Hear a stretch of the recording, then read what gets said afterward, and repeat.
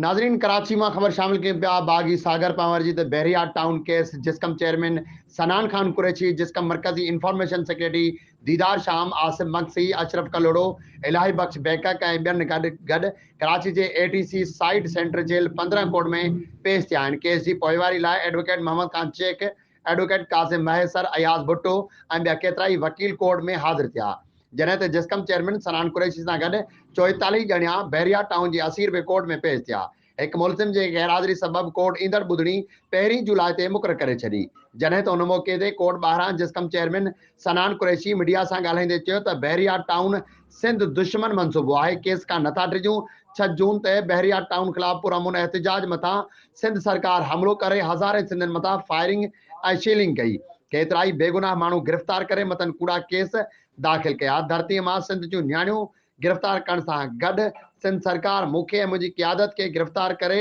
कूड़ा केस दाख़िल कया आहिनि।